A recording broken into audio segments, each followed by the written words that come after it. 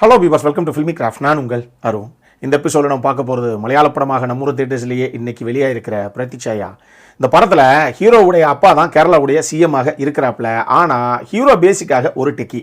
அவர் ஒரு start up company ஒன்று ஆரம்பிச்சிருக்காப்புல. அதை வச்சு அடுத்து நல்லா டெவலப் பண்ணி அதை ஒரு பெரிய கம்பெனி கிட்ட விற்றுட்டு அந்த மாதிரி நல்லா செட்டில் ஆகணும் அப்படிங்கிற மாதிரி ஒரு ஆசையோடு இருக்கிறாப்புல.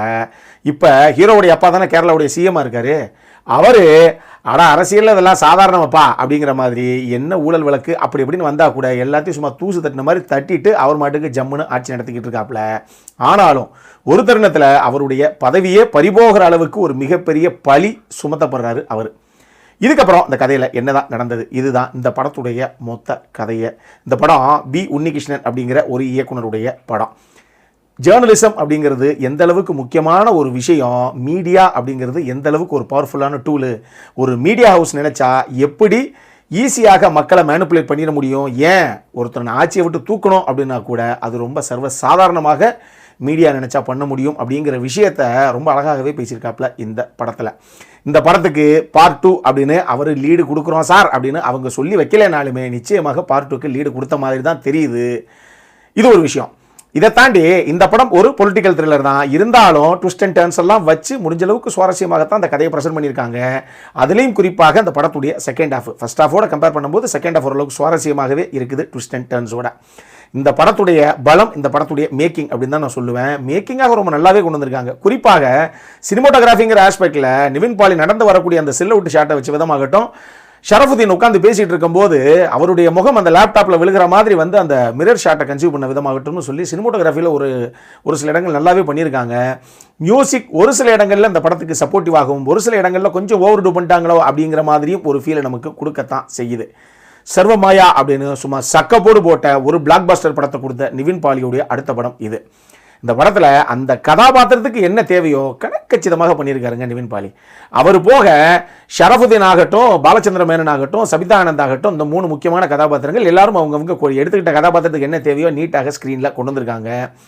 இவங்க போக விஷ்ணு அகஸ்தியாவாகட்டும், ஹரிஸ்ரீ அசோகன் ஆகட்டும், ஆன் அகஸ்தியன் ஆகட்டும்னு சொல்லி இன்னமும் ஒரு சில ஆர்டிஸ்ட் என்ன அந்தந்த கதாபாத்திரத்துக்கு தேவையோ அவங்களும் அதை கணக்கச்சிதமாகவே கொண்டு வந்திருக்காங்க இன் டர்ம்ஸ் ஆஃப் பர்ஃபார்மன்ஸ். இந்த படத்தை பொறுத்தவரைக்கும் இன்னொரு முக்கியமான விஷயம் என்னென்னா, எப்பா நான் மாட்டுக்கு தோணுன அளவுக்கெல்லாம் கதாபாத்திரத்தை வளைச்சி வச்சு எழுதிவிட்டேன் அப்படின்னு நீங்கள் எழுதுறது மட்டும் இல்லை. ஆனால் அதுக்கு நீங்கள் பக்காவான ஆர்டிஸ்ட்டை காஸ்ட் பண்ணுறதுக்கு முன்னாடியே முதல்ல எல்லா கதாபாத்திரத்துக்கும் இம்பார்ட்டன்ஸ் இருக்கணும். இந்த படத்தில் ஒரு கதாபாத்திரங்களுமே சும்மா 2 சீன் 3 சீன் தான் சார் வருது அப்படின்னு நீங்கள் சொன்னால் கூட அந்த 3 சீனுக்குள்ளே அந்த கதாபாத்திரத்துக்கு ஒரு பெரிய இம்பார்ட்டன்ஸ் இருக்கும். அது ரொம்ப நல்லாவே பண்ணியிருந்தாங்க. ஸோ வர்ற கதாபாத்திரங்கள் எல்லாமே ஏதோ ஒரு விஷயத்தில் இந்த கதைக்கு சப்போர்ட்டிவாக முக்கியமான ஒரு கதாபாத்திரமாகத்தான் இருக்குமே தவிர அந்த 2 கதாபாத்திரம் தேவையில்லைங்க தூக்கி போட்டால் வேஸ்ட்டு ஆடிவோம் இல்லையா, அப்படியெல்லாம் கிடையாது. அந்த விஷயத்தில் கதாபாத்திர வடிவமைப்பும் சரி, இவங்க கேரக்டர்ஸை எழுதின விதமும் சரி ரொம்ப நீட்டாகவே பண்ணியிருக்கு இந்த டீம். டேங்கப்பா அட்டகாசமாக இருக்கும் போலையே அப்படிங்கிறீங்களா? இல்லை, இந்த படத்தில் நமக்கு ஒர்க் அவுட் ஆகாத விஷயங்களும் இன்னொரு பக்கம் இருக்க தான் செய்யுது. முதல்ல ஒரு பொலிட்டிக்கல் த்ரில்லர் படம் எந்த மாதிரி டெம்ப்ளேட்டில் எடுக்கப்படுமோ அதே டெம்ப்ளேட்டில் ப்ரெசென்ட் பண்ணப்பட்ட ஒரு படம் தான் இது. அதனால இது ரொம்ப ஃப்ரெஷ்ஷான கதைங்க அப்படின்லாம் சொல்ல முடியல. கதையாகவே இது ஒரு அறத பழசான கதை தான் வச்சுக்கோங்களேன். இருந்தாலும் அதே டெம்ப்ளேட்லேயே பண்ணப்பட்டதுனால பல இடங்கள் நமக்கு ஈஸியாக இதான் நடக்கும் அப்புறம் என்ன நடக்க போகுது அப்படின்னு நீங்கள் என்ன நினைக்கிறீங்களோ அதான் நடக்கும். அதுதான் இந்த படத்துடைய சுவாரஸ்யத்தை பெரிய அளவில் பல இடங்களில் கெடுத்து விட்டுருச்சோ அப்படிங்கிற மாதிரி எனக்கு ஒரு ஃபீல். இன்னொரு பக்கம் இந்த படம் ஆரம்பித்து ஒரு 10-15 நிமிஷத்துக்குள்ளேயே கதைக்களத்தையும் கதாபாத்திரத்தையும் கிளியராக செட் அவுட் பண்ணி முடிச்சிடறாங்க, எஸ்டாப்ளிஷ் பண்ணிடுறாங்க. ஆனால் இன்ட்ரோல் பிளாக் இவங்க ஓப்பன் பண்ணும்போது தான் நமக்கு இந்த கதை எதை நோக்கி போகுதுங்கிறதே தெரியுது. அது வரைக்கும் என்னதான் சொல்ல வராங்க இந்த கதையில் அப்படிங்கிற மாதிரியே தான் நம்ம பார்த்துக்கிட்டு இருக்கோம். அந்த இன்பிட்வீன் 40-45 நிமிஷத்துக்கு மேலே வளவலா குளவலான்னு பேசின முடியாமல் தான் இருக்காங்களே தவிர எல்லாம் பேச்சு தான். வீச்சுங்கிறதே அந்த இன்ட்ரோல் பிளாக்ல தான் ஆரம்பிக்குது. அதனால ஃபர்ஸ்ட் ஹாஃப் அந்த அளவுக்கு பெருசாக சுவாரஸ்யமாக இல்லை, நம்ம பொறுமையை கொஞ்சம் சோதிக்கத்தான் செய்யுது. இதை தாண்டி கதாபாத்திரங்களை இவங்க ஒரு கதாபாத்திரத்துக்கு இம்பார்ட்டன்ஸ் கொடுத்தாங்க அப்படிங்கிறதெல்லாம் இருக்கட்டும். ஆனால் ஒரு பெரிய சூழ்ச்சி ஒன்று, ஒரு வியூகம் வகுத்து ஒரு சூழ்ச்சியை பண்ணி ஒரு ஆட்சியவே கலைக்கிற அளவுக்கு ஒரு சம்பவத்தை பண்ணியிருக்காங்க அப்படின்னா இது யாராக இருக்கும் அப்படிங்கிறத கெஸ் பண்ண முடியாத அளவுக்கு ஒரு சில விஷயங்களை பண்ணியிருக்கணும் இல்லையா. ஆனால் அதை நம்ம ரொம்ப ஈஸியாக கெஸ் பண்ணிடுவோம். அது நீங்கள் கெஸ் பண்ணுங்கிற அவசியமே கிடையாது. அவங்களே கிளியராக வேற யாரு இந்த 2 பேர் தான் இந்த 3 பேர் தான் அப்படிங்கிற அளவுக்கு ரொம்ப தெளிவாக காமிச்சிருவாங்க. இதனாலேயே யார் இந்த சம்பவத்தை பண்ணியிருப்பா அப்படிங்கிறது உங்களால் ஈஸியாக கெஸ் பண்ண முடியும். ஆனால் அவங்களுடைய மோட்டிவ் என்ன, எதுக்காக இந்த ஒரு சம்பவத்தை அவங்க பண்ணணும் அப்படிங்கிற ஒரு மேட்டர் இருக்கு இல்லையா, அதை தெரிஞ்சுக்கிறதுக்கு தான் 2 மணி நேரம் 42 நிமிஷம் உட்காந்து படத்தை பார்க்க வேண்டியதாக இருக்குது. அதுதான் இன்னொரு பிரச்சனை. இதை தாண்டி இந்த படத்தில் ஒரு சில லாஜிக் மீறல்களும் உள்ளே இருக்க தான் செய்யுது. ஒன்றுமே கிடையாது. எங்க சிஎம் வீட்டில் சிசிடிவி கேமரா இருக்காதா? நம்ம என்ன பெட்ரூம்குள்ளேயே போய் சிசிடிவி வைக்க சொல்கிறோம்?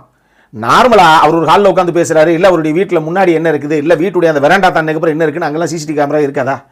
அது ஏன் இவங்க யோசிக்கவே இல்லை, ஏன் அந்த விஷயத்தை பெருசாக இவங்க எடுத்துக்கவே இல்லை அப்படிங்கிறது நமக்கு தெரியல. இந்த மாதிரி ஒரு சில விஷயங்கள் இன்னும் சொல்லணும்னா சொல்லலாம். மொத்தமாக அந்த படம் எப்படி இருக்குது அப்படின்னு கேட்டிங்கன்னா ஒரு அவுடேட்டட் ஸ்டோரி தான். பட் இந்த கதை சொல்லப்பட்ட விதத்தில் ஒரு சில இடங்கள் கொஞ்சம் சுவாரஸ்யப்படுத்தியே இவங்க ப்ரெசென்ட் பண்ணியிருக்காங்க. நம்மகிட்ட கேட்டிங்கன்னா ஒரு டைம் பாஸ் கேட்டகரியில் பார்க்கக்கூடிய ஒரு படம் தான் இது. அடல் கன்னடா பொறுத்தளவுக்கு இந்த படத்தில் எதுவுமே கிடையாது, ஃபேமிலியோட பார்க்கக்கூடிய ஒரு படம் தான். இந்த படம் நம்ம ஊர் தியேட்டர்ஸ்லேயே இங்கிலீஷ் சப்டைட்டில்ஸோட அவைலபிளாக இருக்குது. அப்புறம் என்ன, இதே மாதிரி இன்னொரு வீடியோவோட அடுத்த முறை உங்களை சந்திக்கிற வரைக்கும் இட்ஸ் அருண் சைனிங் ஆஃப்.